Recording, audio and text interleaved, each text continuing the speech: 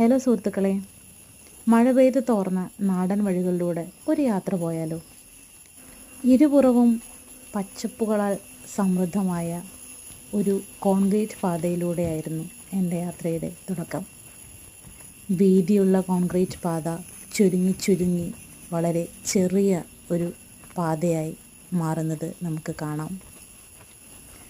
യാത്ര മുന്നോട്ട് പോയിക്കൊണ്ടിരിക്കുമ്പോൾ തന്നെ കാണേ കണ്ണേ ആ കോൺക്രീറ്റ് റോഡും ഇല്ലാതെയായി വെറും ചരൽ മണ്ണ് നിറഞ്ഞ ഒരു ചെറിയ വഴി, ഒരു ചെറിയ കൈവഴി.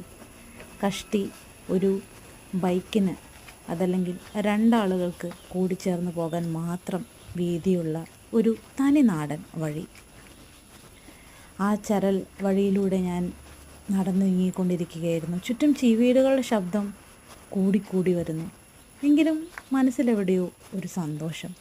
തനിച്ചുള്ള ഈ യാത്ര ഒരുപാട് ആസ്വാദകരമായിട്ട് തോന്നി. ഈ പാത നടന്ന് എത്തിയാൽ അതല്ലെങ്കിൽ ചെന്ന് അവസാനിക്കുന്നത് ഒരു പാടത്തേക്കാണ്. പാടം എന്ന് പറഞ്ഞാൽ നിസ്സാര പാടമല്ല കേട്ടോ. പണ്ട് ഇവിടെ മുഴുവൻ നെൽവയലുകളായിരുന്നു.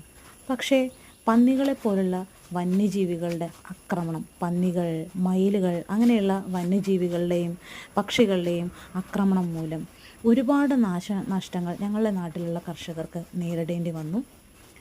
അത് കാരണം കൊണ്ട് തന്നെ ഞങ്ങളുടെ അതിവിശാലമായിരുന്ന ഈ നെൽവയലുകളൊക്കെ നാമാവശേഷമായിക്കൊണ്ടിരിക്കുകയാണ്. ഇപ്പോൾ ചുറ്റും ഞങ്ങൾക്ക് കവുങ്ങിൻ തോട്ടങ്ങൾ മാത്രമാണ് കാണാൻ സാധിക്കുക. ഞങ്ങളുടെ നെൽവയലുകളെല്ലാം കവുങ്ങിൻ തോട്ടങ്ങളായിട്ട് മാറുന്ന സങ്കടകരമായ ആ ഒരു യാഥാർത്ഥ്യം ഉൾക്കൊണ്ടുകൊണ്ട് തന്നെ ആദ്യം കണ്ട കവുങ്ങിൻ തോട്ടത്തിലേക്ക് ഞാൻ എൻ്റെ കാൽപാദങ്ങൾ എടുത്തു വെച്ചു.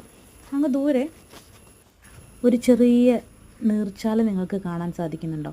ഇതല്ല കേട്ടോ.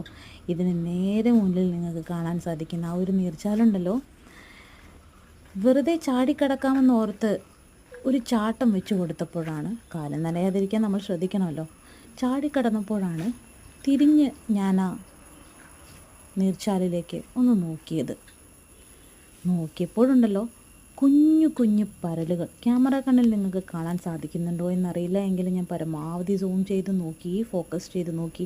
ചെറിയ ചെറിയ പരലുകൾ ഇങ്ങനെ ഓടി നടക്കുന്ന വെള്ളത്തിൽ. എന്തിനെയോ കണ്ട് ഭയന്നതുപോലെയാണ് അവർ ഓടുന്നത്. തീർച്ചയായിട്ടും അതെന്നെ കണ്ടിട്ട് തന്നെയാണ്. ഇടയ്ക്കിടയ്ക്ക് നിങ്ങൾക്ക് ഞണ്ടിൻ്റെ കുഞ്ഞുങ്ങളെ കാണാൻ സാധിക്കും. കുറച്ച് നേരം ആ കാഴ്ചയെല്ലാം കണ്ട് ഞാൻ എൻ്റെ യാത്ര തുടർന്നു. കുറച്ചുകൂടെ മുന്നിലേക്ക് പോയപ്പോഴാണ് വളരെ